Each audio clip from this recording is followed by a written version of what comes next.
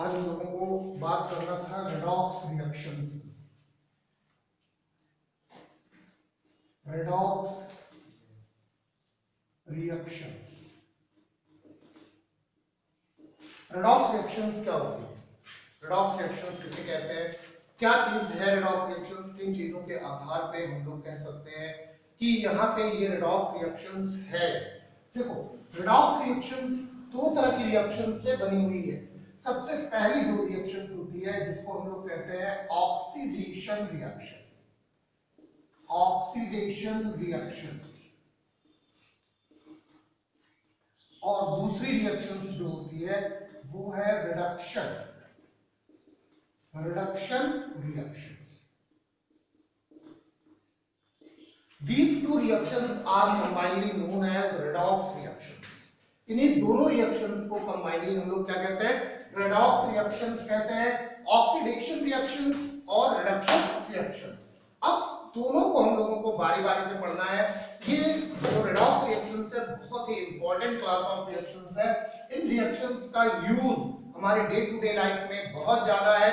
बहुत सारी चीजों में रेडॉक्स रिएक्शंस होती है, या हम ये कह सकते हैं कि इस पृथ्वी पे लाइफ अगर सरवाइव कर रही है तो उसका रीजन केवल ये रेडॉक्स रिएक्शंस ही हैं। तो अब सबसे पहली चीज जो हम लोगों को देखनी है वो है oxidation reaction. Oxidation reactions. Oxidation reactions क्या है? किसे कहेंगे ऑक्सीडेशन रिएक्शंस? तो ऑक्सीडेशन रिएक्शंस को हम लोग कई तरह से क्लासिफाइड कर सकते हैं, कई तरह से डिफाइन कर सकते हैं। सबसे पहली चीज जो हम लोग देखते हैं इनका क्लासिकल कॉन्सेप्ट क्या है? क्लासिकल कॉन्सेप्ट क्या चीज है? क्लासिकल कॉन्सेप्ट ऑक्सीडेशन रिएक्शंस का क्लासिकल कॉन्सेप्ट क्या चीज है? कैसे हम कहेंगे कि ये रिएक्शंस जो हो रही है वो ऑक्सीडेशन रिएक्शंस है? तो क्लासिकल कॉन्सेप्ट में क्या लिखेंगे कि एडिशन ऑफ ऑक्सीजन और removal of hydrogen. Addition of oxygen और removal of hydrogen is called oxidation. Is called oxidation. तो रिडक्शन क्या है? रिडक्शन के लिए क्लासिकल कॉन्सेप्ट क्या होगा? इसी का जस्ट अपोजिट। क्या चीज की? एडिशन ऑफ हाइड्रोजन और removal of oxygen is called reduction. इसी को हम क्या कहेंगे? रिडक्शन। ये तो हो गया क्लासिकल कॉन्सेप्ट कि अगर किसी भी रिएक्शंस में किसी एलिमेंट के साथ ऑक्सीजन का एडिशन हो रहा है या हाइड्रोजन वो एलिमेंट क्या कर रहा है? रिमूव कर रहा है, तो इस तरह की रिएक्शंस को हम लोग ऑक्सीडेशन रिएक्शंस कहते हैं। रिडक्शन में क्या होगा कि ड्यूरिंग द रिएक्शन अगर कोई भी सब्सटेंस हाइड्रोजन को ऐड कर रहा है और ऑक्सीजन को क्या कर रहा है? निकाल रहा है, तो इस तरह की रिएक्शंस को हम लोग क्या कहेंगे? रिडक्शन रिएक्शंस कहते हैं। जैसे देखो, मान लो कि कॉपर ऑक्साइड है जिसपे हाइड्रोजन से रिएक्ट कराते हैं, यहाँ पे इसको क्या करें? हीट करें, तो यहाँ से इसका कॉपर का फॉर्मेशन होता है और वाटर बनता है। ध्यान देना, यहाँ पे यहाँ क्या था? Copper oxide. यहाँ क्या था? कॉपर। यहाँ पे कॉपर ऑक्साइड था और यहाँ क्या रह गया? कॉपर। क्या इसने ऑक्सीजन को रिमूव किया? क्या किया इसने? ऑक्सीजन को रिमूव किया। तो यहाँ पे क्या हो रहा है? Removal of oxygen. क्या हो रहा है? Removal of oxygen. बात समझ में आ रही है? तो अगर यहाँ ऑक्सीजन रिमूव हो रही है और कॉपर ऑक्साइड से कॉपर का फॉर्मेशन हो रहा है, तो removal of oxygen is known as reduction. यहाँ पे क्या हो रहा है? रिडक्शन हो रहा है। क्या हो रहा है? रिडक्शन हो रहा है। बात समझ में आ गई? अगर ऑक्सीजन का रिमूवल हो रहा है तो क्या हो रहा है? रिडक्शन। ध्यान देना, यहाँ हाइड्रोजन था और यहाँ हाइड्रोजन के साथ ऑक्सीजन भी ऐड हो गया, यानी वाटर का फॉर्मेशन हो गया। तो ऑक्सीजन का एडिशन हो रहा है, ऑक्सीजन ऐड हो रही है, तो ये रिएक्शन क्या होगी? ऑक्सीडेशन। क्या चीज हो जाएगी ये? ऑक्सीडेशन। बात समझ में आई? Combinedly this reaction is known as redox reaction. Combinedly इस रिएक्शन को हम लोग क्या कहेंगे? रेडॉक्स रिएक्शन कहते हैं। बात समझ में आ गई? इतनी चीजें क्लियर हो गई ना? अगर देखें यहाँ पे तो कॉपर ऑक्साइड क्या करा? ऑक्सीजन को इसने रिलीज कर दिया, ऑक्सीजन को निकाल दिया। ऑक्सीजन को जब इसने निकाला तो बन गया क्या? कॉपर बन गया। कॉपर बनने में ऑक्सीजन रिमूव हो गई, और removal of oxygen is known as reduction. Oxygen का जो रिमूवल होता है इसी को हम क्या कहते हैं? रिडक्शन कहते हैं। समझ में आ रही बात ना? हाइड्रोजन ने क्या किया? इसके द्वारा निकाले गए ऑक्सीजन को अपने में ऐड कर लिया और वाटर का फॉर्मेशन कर लिया, तो addition of oxygen is known as oxidation. Combinedly this reaction is known as redox reaction. Combinedly इस रिएक्शन को हम लोग क्या कहेंगे? redox reactions कहते हैं। चीजें क्लियर हो गई ना? तो ये तो था क्लासिकल कॉन्सेप्ट। क्या क्लासिकल कॉन्सेप्ट था? कि अगर एडिशन ऑफ ऑक्सीजन या रिमूवल ऑफ हाइड्रोजन हो रहा है तो वो ऑक्सीडेशन है। अगर एडिशन ऑफ हाइड्रोजन या रिमूवल ऑफ ऑक्सीजन हो रहा है तो वो रिडक्शन। क्या चीज है? रिडक्शन। इसी चीज को देख करके एक और कॉन्सेप्ट समझ में आता है। क्या कॉन्सेप्ट समझ में आता है? एक चीज और देखो ध्यान से, यहां पे हम लोगों ने क्या लिखा था कि addition of oxygen, addition of oxygen और रिमूवल ऑफ हाइड्रोजन। समझ में आ रही बात ना? इसी चीज को जरा ध्यान से देखो। ऑक्सीजन क्या है? एक इलेक्ट्रो नेगेटिव एलिमेंट है, इलेक्ट्रोनेगेटिव एलिमेंट है कि नहीं है? बात समझ आ रही? हाइड्रोजन क्या है? एक इलेक्ट्रो पॉजिटिव एलिमेंट है। कैसे मालूम? क्योंकि यह चाइन ज्यादा बनता है और ऑक्सीजन हमेशा ऑक्साइड आयन बनाता है। क्या इससे कोई एक और कॉन्सेप्ट डेवलप होगा रेडॉक्स रिएक्शंस के लिए? क्या इससे कोई एक और कॉन्सेप्ट आएगा सामने रेडॉक्स रिएक्शंस के लिए? यस ऑफ कोर्स आएगा। क्या? कि addition of an electronegative element, addition of an electronegative element is known as oxidation. एक और कॉन्सेप्ट आया, हटा लेते हैं इसको। Addition of an electronegative element is known as oxidation. एक नया concept, addition of an electronegative element is called oxidation. Oxidation. तो दूसरा कॉन्सेप्ट क्या हो जाएगा? कि addition of an electropositive element is called reduction. आ गया कॉन्सेप्ट? एक नई चीज मिली कि अगर किसी भी रिएक्शन के दौरान कोई इलेक्ट्रोनेगेटिव एलिमेंट जो हो रहा है वो ऐड अप हो रहा है किसी के साथ, तो जिसके साथ ऐड अप हो रहा है वहां ऑक्सीडेशन हो रहा है। और अगर कोई इलेक्ट्रोपॉजिटिव एलिमेंट ऐड हो रहा है तो वहां क्या हो रहा है? वहां पे रिडक्शन हो रहा है। क्या हो रहा है? रिडक्शन हो रहा है। इतनी चीजें क्लियर हो गई? कोई प्रॉब्लम नहीं है? अभी इस पे और भी एग्जांपल हम लोग देखते हैं, तो नोट कर लो, फटाफट अगर करना है।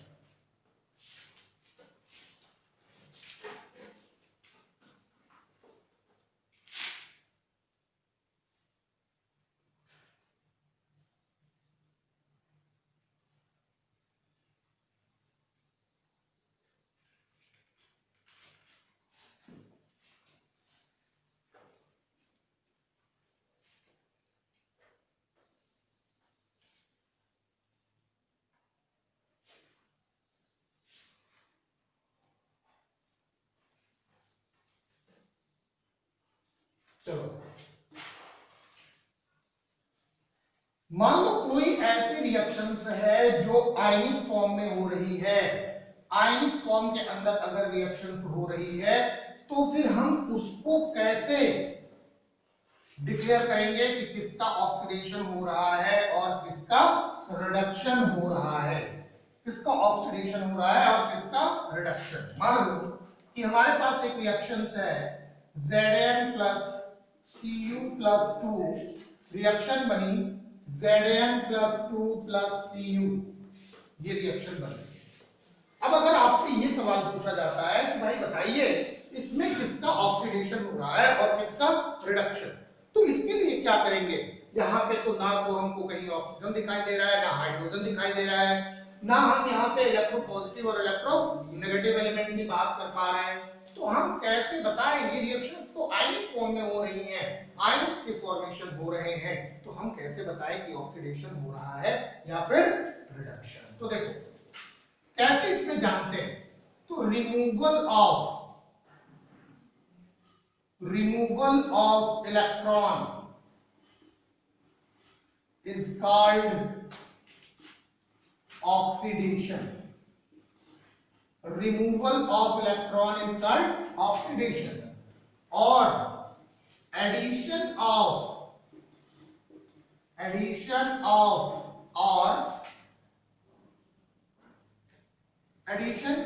or gaining of electron is called reduction.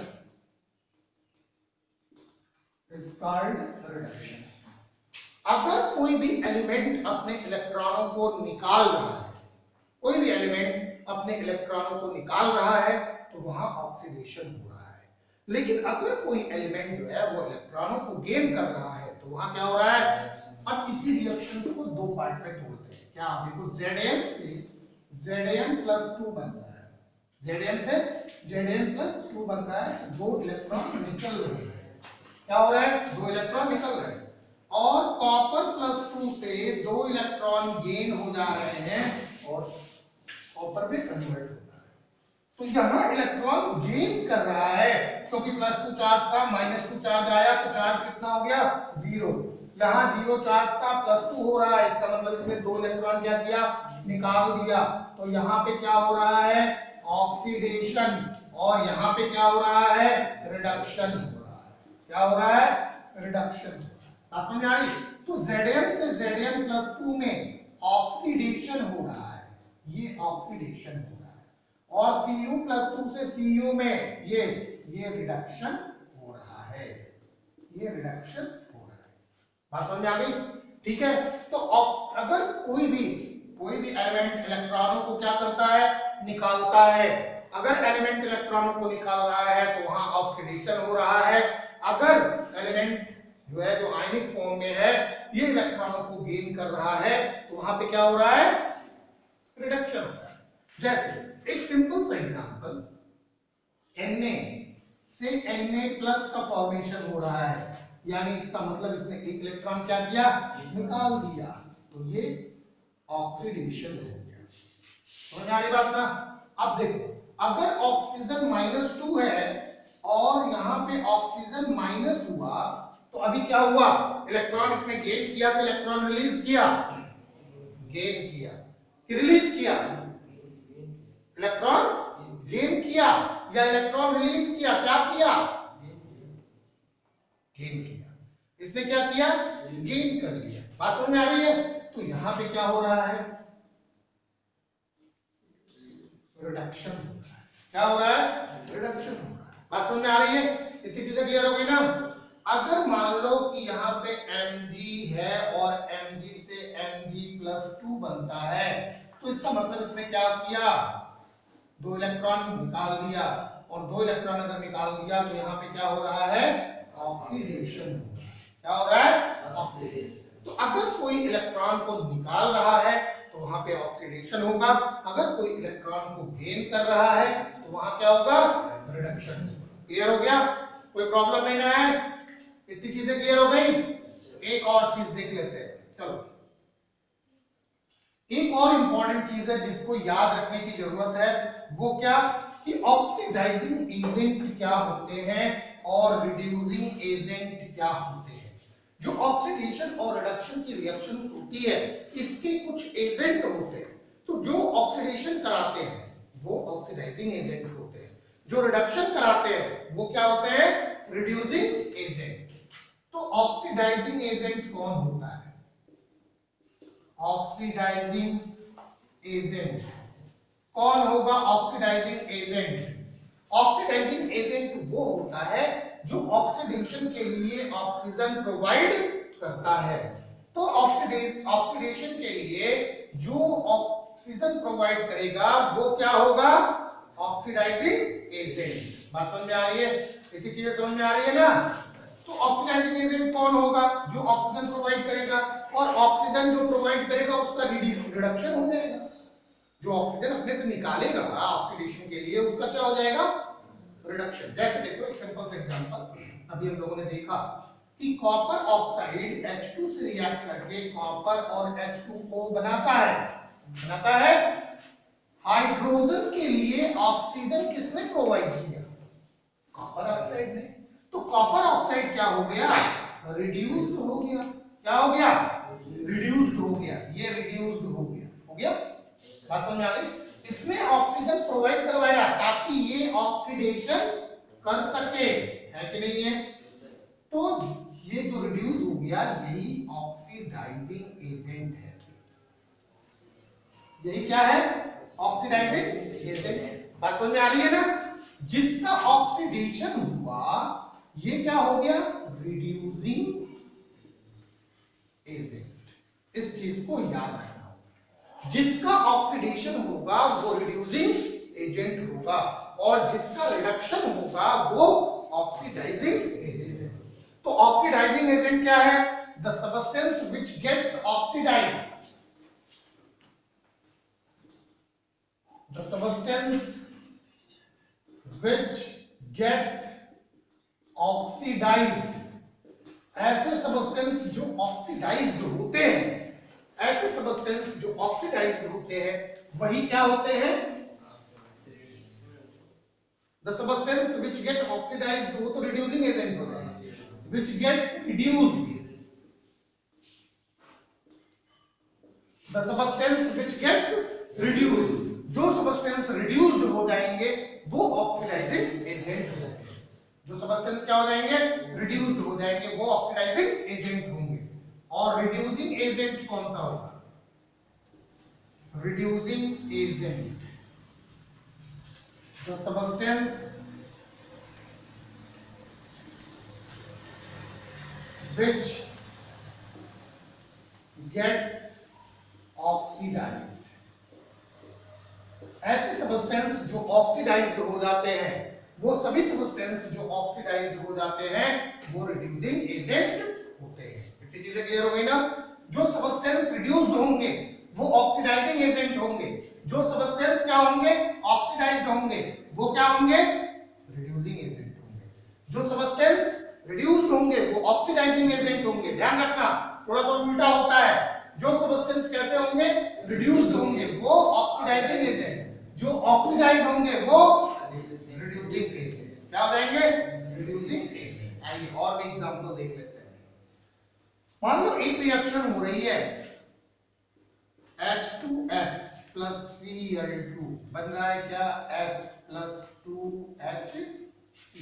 ध्यान देना, H2S plus Cl2 क्या बन गया, सल्फर और हाइड्रोक्लोरिक एसिड बन गया। तो इस रिएक्शन में H2O जो है वो H2S जो है ये किसमें कन्वर्ट हो रहा है, यस में हो रहा है। H क्या है, एक इलेक्ट्रोपॉजिटिव एलिमेंट है ना। बात समझ आ रही है। और अगर देखिए तो सल्फर हाइड्रोजन को रिमूव कर रही है, सल्फर क्या कर रही है, हाइड्रोजन को रिमूव कर रही है। तो removal of hydrogen is known as, है कि नहीं है। और क्लोरीन से HCl का फॉर्मेशन हो रहा है, यानी एडिशन ऑफ हाइड्रोजन हो रहा है। क्लोरीन हाइड्रोजन को ऐड कर ले रही है अपने में, तो addition of hydrogen is known as reduction. है कि नहीं है?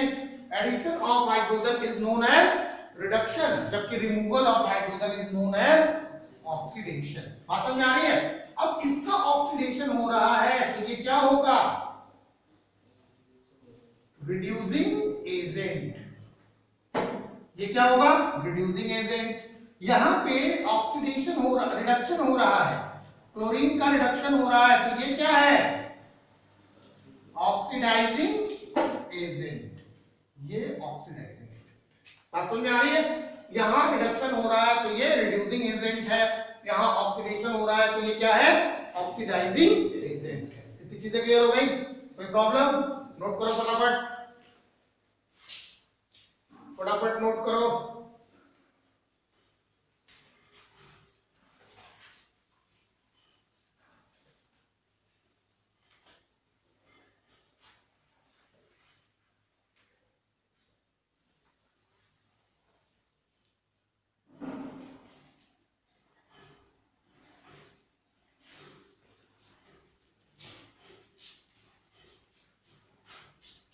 डाले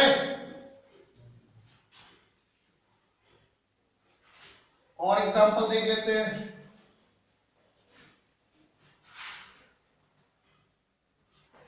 और एग्जांपल देखते हैं। देखो, जिंक ऑक्साइड प्लस सी। सी क्या है? Carbon powder. क्या चीज है? क्या बनता है? Zinc plus CO, carbon monoxide. ध्यान देना, जिंक ऑक्साइड से क्या बना? जिंक। और कार्बन से क्या बना? Carbon monoxide. यहां पे देखो क्या हो रहा है? एडिशन ऑफ ऑक्सीजन हो रहा है। Addition of oxygen is known as oxidation. Addition of oxygen is known as, यहां देखो जिंक ऑक्साइड ने अपना ऑक्सीजन रिमूव कर दिया, तो removal of oxygen is known as reduction. Removal of oxygen is known as reduction. तो यहां reduction हो रहा है। अगर जिंक ऑक्साइड रिड्यूस हो रही है तो इसका मतलब ये ऑक्सीडाइजिंग एजेंट है। और अगर यहां कार्बन के साथ क्या हो रहा है? तो ये ऑक्सीडाइजिंग एजेंट है।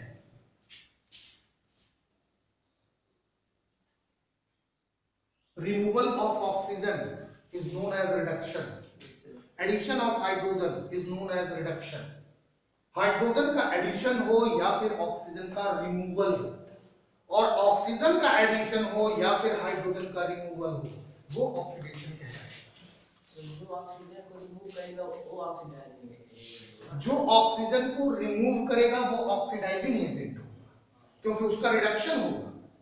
जो ऑक्सीजन को ऐड करेगा वो रिड्यूसिंग एजेंट होगा, क्योंकि उसका ऑक्सीडेशन होगा। तो यहाँ पे कार्बन ऑक्सीजन को ऐड कर रही है, कार्बन मोनोऑक्साइड हुआ क्या? ऑक्सीडेशन। अगर इसका ऑक्सीडेशन हुआ तो ये रिड्यूसिंग एजेंट होगा।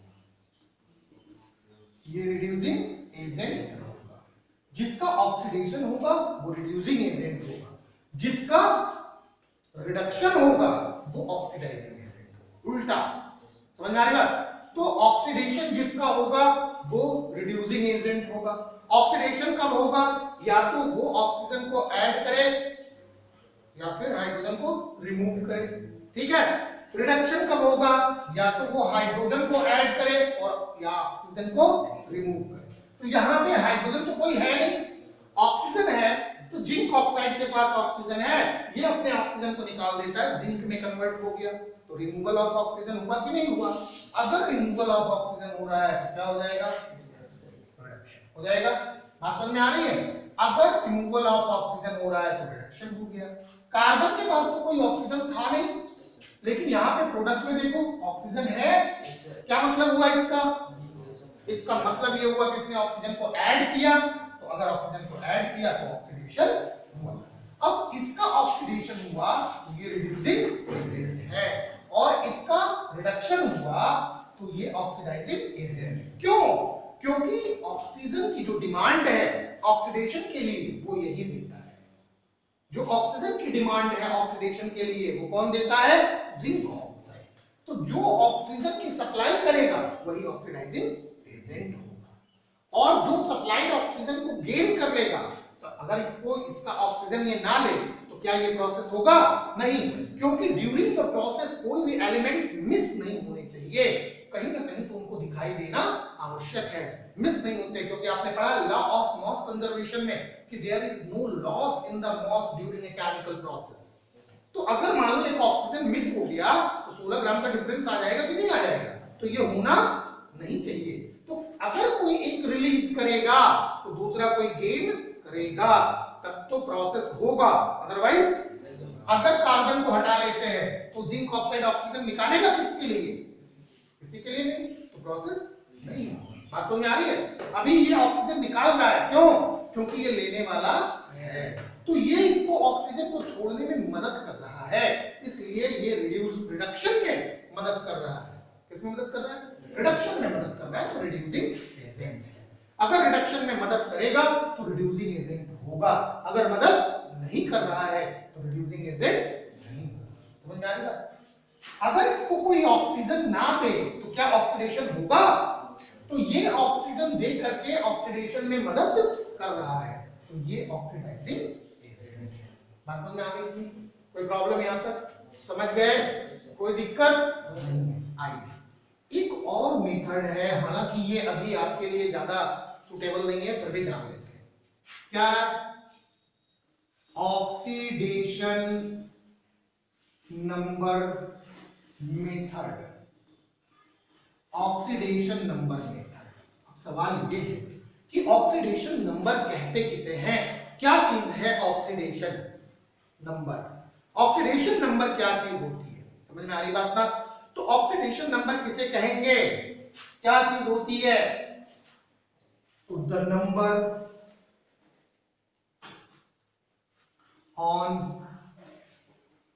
on an element due to which the total charge on the compound becomes zero is called oxidation number. ये आप समझ लीजिए। क्या चीज? कि वह एक ऐसी संख्या होती है जो किसी भी एलिमेंट के ऊपर अगर लगा दी जाए तो वो एलिमेंट जिस कंपाउंड में है उस कंपाउंड का टोटल चार्ज जो होगा वो कितना हो जाएगा? जीरो हो जाएगा। कितना हो जाएगा? जीरो। जैसे मान लेते हैं, कैसे हम कैलकुलेट करते हैं इसको? देखो, मान लो आपके पास H2S है और आपसे कहा जाए कि इस H2S में सल्फर जो है इसकी ऑक्सीडेशन नंबर कितनी है? इसकी ऑक्सीडेशन नंबर कितनी है? समझ में आ रही है? तो हम कैसे निकालें? कैसे इसका ऑक्सीडेशन नंबर निकालें? लिख लेते हैं, let the oxidation number of sulphur be X। मान लो कि सल्फर की ऑक्सीडेशन नंबर कितनी है? X है। तो अब इस सल्फर के ऊपर अगर X रखें, क्या रखें? तो टोटल चार्ज जो होगा H2S का ये जीरो होना चाहिए। तो हाइड्रोजन पे कितना चार्ज होता है? +1। कितना होता है? +1। हाइड्रोजन पे कितना चार्ज होता है? +1 होता है। हाइड्रोजन कितने एटम हैं? 2। तो देखो 2 इंटू हाइड्रोजन पे चार्ज प्लस सल्फर पे चार्ज, ठीक है, इक्वल टू कितना होना चाहिए? पक्का? तो हाइड्रोजन का +1 चार्ज होता है, +1। सल्फर पे हमने कितना मान लिया? X। इक्वल टू कितना होना चाहिए? तो 2 + X इक्वल टू कितना होना चाहिए? तो X इक्वल टू कितना हो जाएगा? पक्का ना? यानी यहाँ पे सल्फर पे कितना चार्ज है? -2। यानी हाइड्रोजन पे H2S में हाइड्रोजन पे +1 चार्ज और सल्फर पर कितना? और दोनों चार्ज को जब जोड़ेंगे तो कितना आएगा? 0 आएगा। कितना आएगा? अगर 0 आएगा इतना रखने पर तो यही सल्फर की ऑक्सीडेशन नंबर है। क्या चीज है? सल्फर की ऑक्सीडेशन नंबर है। क्लियर? कोई प्रॉब्लम नहीं है? जान गए? कोई दिक्कत? आइए एक और निकालते हैं।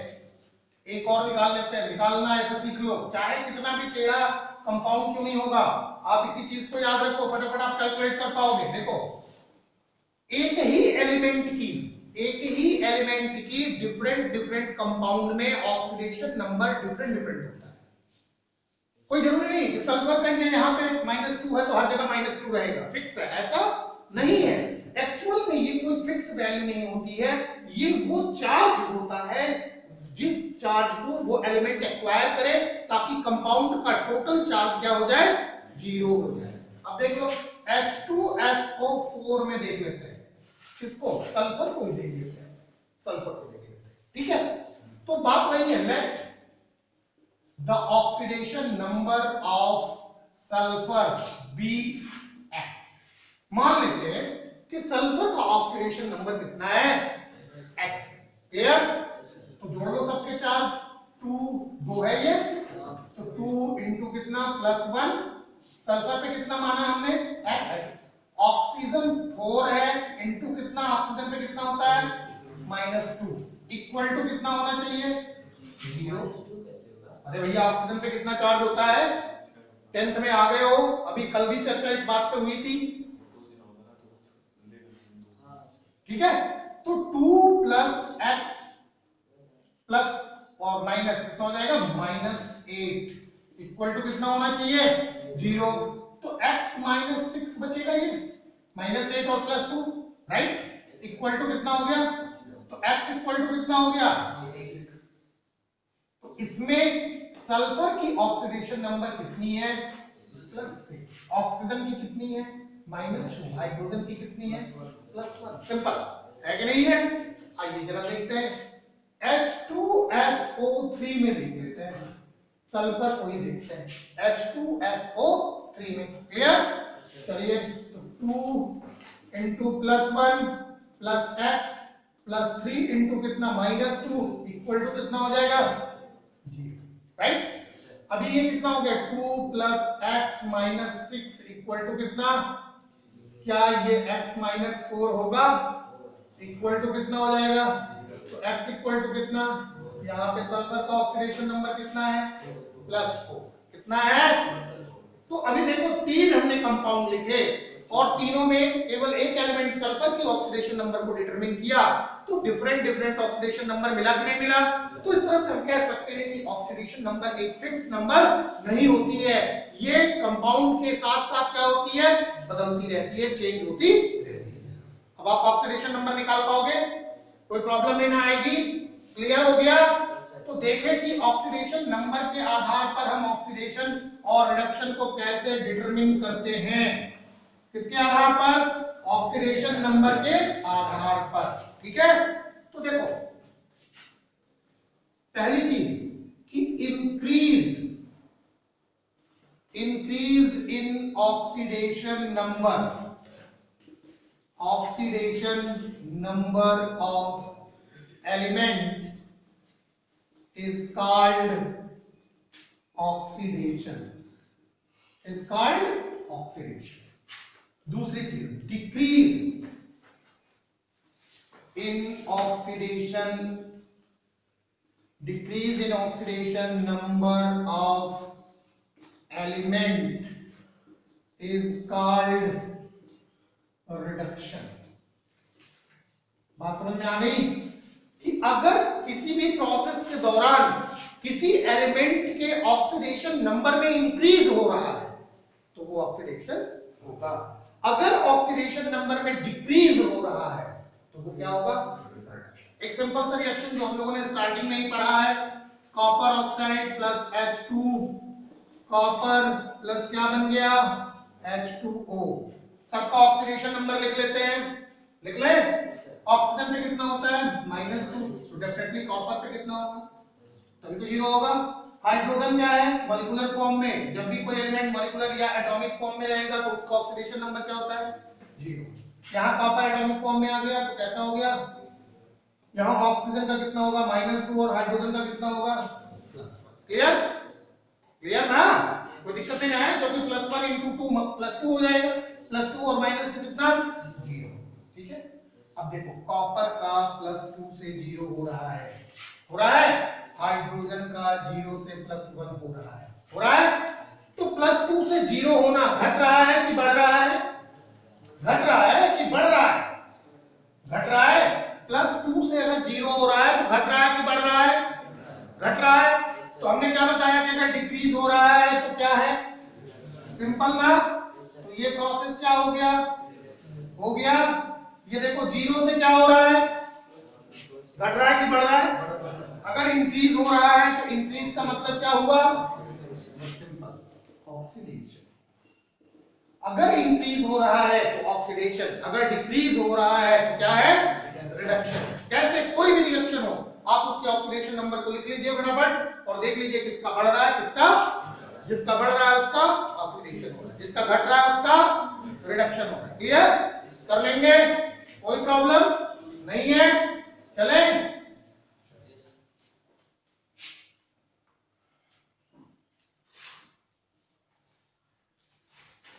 एक और एग्जांपल देखते हैं, एक और एग्जांपल देख लेते हैं। अभी हम लोगों ने थोड़ी देर पहले काइनेटिक रिएक्शंस देखा कि Zn से Cu+2 कंबाइन होता है, बन रहा है Zn+2 Cu, बन गया, कोई प्रॉब्लम नहीं है। ऑक्सीडेशन नंबर के आधार पर इसमें किसका ऑक्सीडेशन हो रहा है और किसका रिडक्शन पता लगा सकते हैं। कैसे? जिंक एटॉमिक फॉर्म में है तो 0 होगा, कॉपर +2 फॉर्म में है तो +2 होगा, यहाँ जिंक +2 फॉर्म में है तो +2 होगा, कॉपर किस में है? एटॉमिक फॉर्म में तो 0 हो गया, हो गया। अब देखो 0 से +2 हो रहा है और +2 से 0 हो रहा है, 0 से +2 और +2 से 0। अगर 0 से +2 हो रहा है तो ये बढ़ रहा है कि घट रहा है? बढ़ रहा है। ऑक्सीडेशन नंबर क्या हो रहा है? इंक्रीज। तो ये क्या हो जाएगा? सिंपल ऑक्सीडेशन हो गया। और +2 से 0 हो रहा है तो इंक्रीज या डिक्रीज हो रहा है? ये क्या हो जाएगा? पक्का ना? कोई दिक्कत? क्लियर है? कोई प्रॉब्लम नहीं ना? कर लेंगे अब, कोई दिक्कत हो तो बोल दो। चलो, H2S प्लस I2 रिएक्ट करता है, बन रहा है क्या? S+2HI। क्लियर? ठीक है? ध्यान दें, यहां क्या होगा? +1, यहां क्या होगा? -2, यहां क्या हो जाएगा? 0, यहां क्या हो जाएगा? 0। क्लियर? कोई दिक्कत? यहां क्या हो जाएगा? +1, यहां क्या हो जाएगा? -1। हो गया? 2 से मल्टीप्लाई करोगे +2 और -2 हो जाएगा। +2 -2 इक्वल टू कितना? 0। क्लियर? कोई दिक्कत? जरा ध्यान से देखें कि सल्फर -2 से 0 हो रहा है, बहुत ध्यान से। I2 0 से -1 हो रहा है, ध्यान देना। I2 0 से क्या हो रहा है? -1 हो रहा है, हो रहा है। और सल्फर -2 से क्या हो रहा है? तो अगर सल्फर -2 से 0 हो रहा है तो क्या हो रहा है? ऑक्सीडेशन घट रहा है कि बढ़ रहा है? बढ़ रहा है। -2 से अगर 0 हो रहा है तो इसका मतलब इंक्रीज हो रहा है और यहां क्या हो जाएगा? ऑक्सी। और 0 से अगर -1 हो रहा है डेफिनेटली ये क्या कर रहा है? घट रहा है और ये क्या हो जाएगा? रिडक्शन हो जाएगा। कोई प्रॉब्लम नहीं है। इतनी चीजें क्लियर हो गई? वैसे भी देख लो, क्लासिकल कॉन्सेप्ट के अकॉर्डिंग सल्फर हाइड्रोजन को रिमूव कर रहा है तो removal of hydrogen is known as oxidation. जबकि आयोडीन हाइड्रोजन को ऐड कर रहा है तो addition of hydrogen is known as reduction. Clear? कोई दिक्कत यहां तक? तो मेरे ख्याल से आप लोगों को ऑक्सीडेशन और रिडक्शन में कोई प्रॉब्लम नहीं है कि है? बोल दीजिए अभी, ऑक्सीडेशन और रिडक्शन में कोई प्रॉब्लम है? नहीं है। चलें, डालें। ऑक्सीडेशन और रिडक्शन के लास्ट टर्म की जो बात आती है वो है क्रोशन। क्या चीज है? क्रोशन। क्रोशन का मतलब क्या होता है? क्रोशन का मतलब होता है कि मॉइस्चर और ऑक्सीजन की प्रेजेंसी में किसी भी एलिमेंट का जो है वो डेवलप हो जाना, उनका जो है वो नष्ट होने लगना, उनका क्षरण होने लगना, इसी प्रोसेस को हम लोग क्या कहते हैं? क्रोशन कहते हैं। तो rusting of iron is and most important example for the corrosion. Iron की जो रस्टिंग होती है ये जो है सबसे महत्वपूर्ण एग्जांपल है किसके लिए? क्रोशन के लिए। किसके लिए? क्रोशन के लिए। बात समझ में आ गई? ठीक है। और दूसरी जो चीज आती है वो है रैन एसिडिटी। रैन एसिडिटी किसे कहते हैं, क्या चीज होती है रैन एसिडिटी? तो रैन एसिडिटी या जिसको हम लोग हिंदी में कहते हैं विकृत गंधिता, क्या कहते हैं? विकृत गंधिता। तो रैन एसिडिटी का मतलब क्या होता है कि spoiling of eating edible substances, that is known as rancidity. और ये प्रोसेस भी जो है वो ऑक्सीडेशन की वजह से होता है। बहुत सारे ऐसे चीज जो ऑयली और स्पाइसी फूड होते हैं, फूड स्टफ होते हैं, तो वो अगर काफी समय तक के लिए रख दिए जाएं तो ऐसी कंडीशन में उनके अंदर से दुर्गंध आने लगती है। जैसे आप लोग इस समय गर्मियों में देख रहे हो कि अगर किसी के घर 10 बजे दाल बन गई, तो दाल बनेगी तो उसको हम लोग क्या करेंगे? छौंक देंगे, छौंक करके उसको रख देंगे, खा लेंगे। अभी अगर आप उसी दाल को 3 बजे 4 बजे खाना चाहो तो नहीं खा सकते हो। 3 बजे 4 बजे तक उसके अंदर से स्मेल आने लगती है, यानी उसके अंदर जो है वो रैन एसिडिटी हो जाती है, वो नेचर में एसिडिक हो जाती है। इसलिए कभी अगर धोखे से मुंह में पड़ गई तो खट्टा खट्टा लगता है, क्योंकि एसिड बन जाती है। तो इसी प्रोसेस को हम लोग क्या कहते हैं? रैन एसिडिटी कहते हैं। रैन एसिडिटी और कोरोसन दोनों को हम बचा सकते हैं, ऐसा नहीं बचा सकते। कैसे बचा सकते हैं? कोरोसन को आप बचा सकते हो। कैसे बचा सकते हो? कई सारे ऐसे प्रोसेसेस है। सबसे पहली चीज तो ये कि जो भी मेटल ऐसे हैं जो कोरोडेड होने लायक हैं, जैसे आयरन के ऑब्जेक्ट की बात करें तो रस्टिंग होती है आयरन में, तो हम उसके सरफेस को पॉलिश कर सकते हैं, पेंट कर सकते हैं, या उसके ऊपर ग्रीस या ऑयल अप्लाई कर दें। तो ग्रीस या ऑयल अप्लाई करने पर भी वो क्या होता है? रस्टिंग नहीं होता। बिल्कुल इसी तरह से आप एंटीऑक्सीडेंट्स का यूज करके रैन एसिडिटी को भी बचा सकते हो। कैसे? सबसे पहली चीज तो ये कि जो खाने वाली चीजें हैं जिनको कुछ समय बाद खाया जाना है, उनको हम फ्रीज में रखें तो रैन एसिडिटी नहीं होगी। या फिर एंटी फ्रीजिंग सब्सटेंस मिला दें। जैसे आप देखते हो कि सर चिप्स तो तला हुआ आता है, कुरकुरे भुने हुआ आता है और पैकेट में रखा रहता है 10-10 दिन 15-15 दिन दुकानों पे। ऐसा तो है नहीं कि आज बना और आज ही दुकान पे पहुंच गया और आज शाम तक बिक गया, ऐसा। तो उसके अंदर क्या करते हैं? उसके अंदर कुछ एंटीऑक्सीडेंट्स मिलाते हैं जो ऑक्सीडेशन के प्रोसेस को रिड्यूस कर देते हैं या फिनिश कर देते हैं। जैसे आप देख रहे हो कि जितने भी पैकेट्स में सामान आ रहे हैं सब में नाइट्रोजन गैस भरी जाती है, सब में गैस भरी होती है ताकि वो उसको खराब होने से रोक सके। दूसरी इंपॉर्टेंट चीज कि कुछ एंटीऑक्सीडेंट्स जैसे BHT है, ब्यूटिलेटेड हाइड्रोक्सी टोलुइन, या फिर BHA है, ब्यूटिलेटेड हाइड्रोक्सी एनिसोल, इन चीजों को हम लोग मिला देते हैं। तो ये एंटीऑक्सीडेंट्स होते हैं जो सब्सटेंसेस को ऑक्सीडाइज नहीं होने देते हैं। और जब सब्सटेंसेस ऑक्सीडाइज नहीं होंगे तो ऐसे में फूड स्टफ स्पॉइल नहीं होंगे, वो काफी समय तक खाने के योग्य बने रहते हैं। समझ आ रही बात ना? तो दो महत्वपूर्ण एंटीऑक्सीडेंट्स हैं जिनका नाम आपको याद रखना होगा, कभी कभी एग्जामिनेशंस में पूछा जाता है, और वो है BHT और BHA।